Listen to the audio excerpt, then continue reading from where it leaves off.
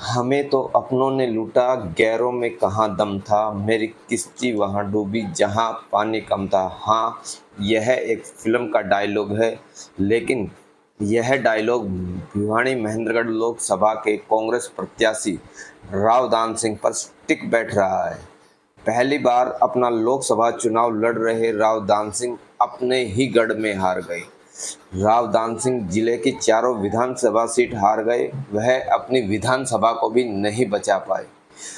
अहिरवाल की जनता ने उनको क्यों जनादेश नहीं दिया, यह तो पता नहीं, लेकिन कांग्रेस पार्टी ने उन पर यह विश्वास कर ही टिकट दिया था कि अहिरवाल पर उनकी अच्छी पकड़ है और जाट बिरादरी भाजपा से नाराज है।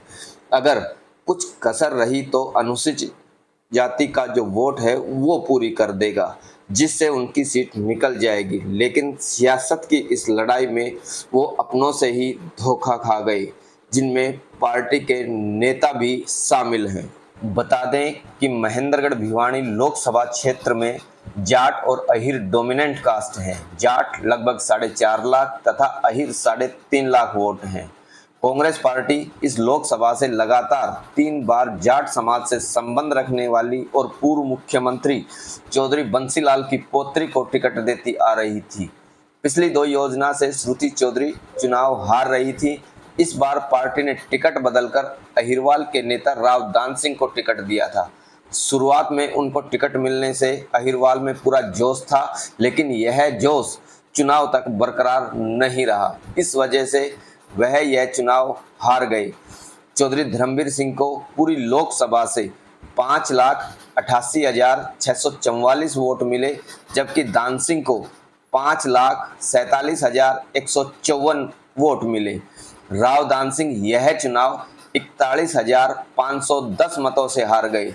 सबसे बड़ी बात, वह राव दान सिंह अपना गढ़ महेंद्रगढ़ विधानसभा नहीं बचा पाए। महेंद्रगढ़ विधानसभा से वो 4,840 वोटों से हार गए। अटेली में वो 19,503, नारनौल में 17,662 तथा नांगड़ चौधरी में 2,592 वोटों से पिछड़ गई। अगर महेंद्रगढ़ जिले की बात करें तो वो जिले से 44,597 वोटों से पिछड़ गए।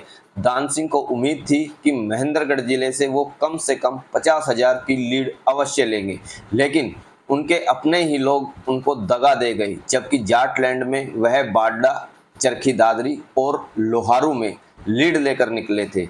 बाडा में उनको 27,102 वोटों की तथा चरखी दादरी में 5,281 वोटों की लीड मिली थी। वहीं लोहारू से 8,319 वोटों की लीड मिली थी। दूसरा, कांग्रेस के नेता जो चुनाव में उनसे दूरी बनाए हुए थे वो भी भीतरघात कर गए।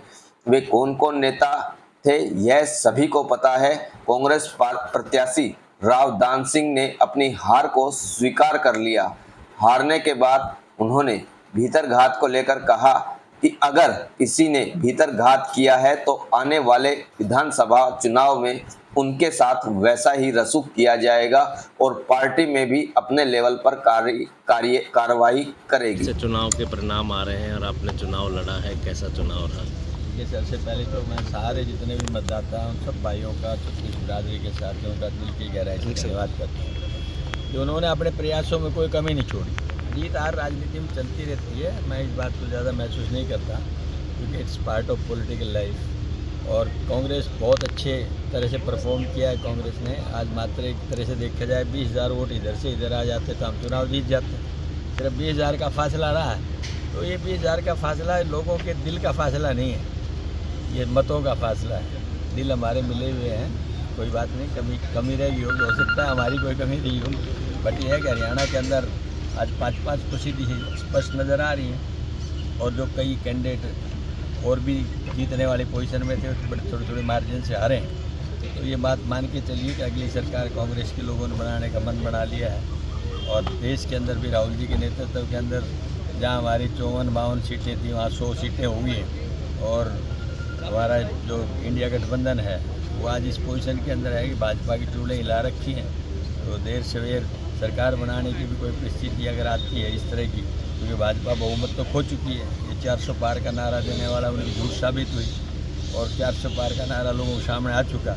और ये तो तब है जब पूरा मिसयूज उन्होंने पूरी सत्ता का, पूरे संवैधानिक संस्थाओं का किया है तब।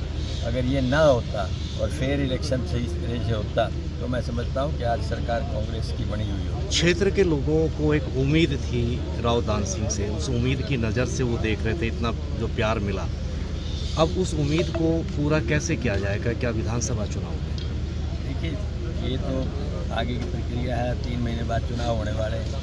मैं तो समझता हूँ जिन भाइयों को कोई हमारे में कोई कमी रहेगी तो मैं यही कहूँगा उसको भूल करके ना आने वाले समय को पहचान लें, ज़रूर पहचान लें, अपने पराये की जरूर पहचान कर लें। बाकी कुछ पहचान करें ना करें वो उनका अपने राजनीतिक सोच के अलावा व्यक्तिगत सोच है, लेकिन इतना कहूँगा कि उनको सिर्फ अपने पराये की पहचान जरूर करनी चाहिए। मुझे ऐसे लोगों ने साथ दिया जो मैं सोचता नहीं था, और जिन लोगों ने जी जान से मदद की उन लोगों ने बहुत अच्छे चल कर की।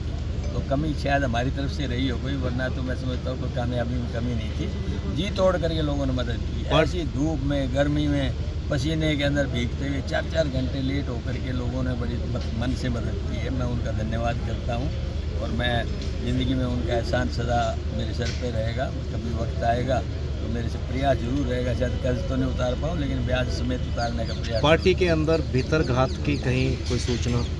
भीतरघात मार्जिन बहुत कम रहा है। भीतरघात ही था, लेकिन अब भीतरघात का तो चलो पार्टी देखेगी, लेकिन जिन्होंने भीतरघात किया है वो भी सोच लें, कोई दिक्कत नहीं, चलता वो बंटे को भान बराबर आने वाला रास्ता है, उसमें क्या है, इसमें कोई बात नहीं। मैं इस बात को महसूस नहीं करता ज़्यादा।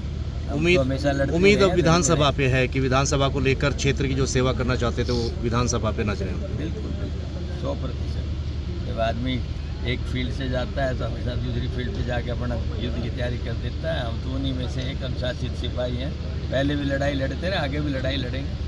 फिर भी एक बहुत भारी समर्थन मिला, धन्यवाद है जनता का। पूरा धन्यवाद, मेरे सभी भाइयों का धन्यवाद, छत्तीस बिरादरी का धन्यवाद। और मैं बता रहा हूँ आपको, उन्होंने जो इस गर्मी, इस परेशानी के अंदर जिस उत्साह से काम किया वो मेरी सोच से भी दूर था। मैं उनका फिर कोटि कोटि धन्यवाद करता हूँ और मेरे लायक कभी भी बात होगी तो मैं उनके लिए सदा खड़ा हूँ।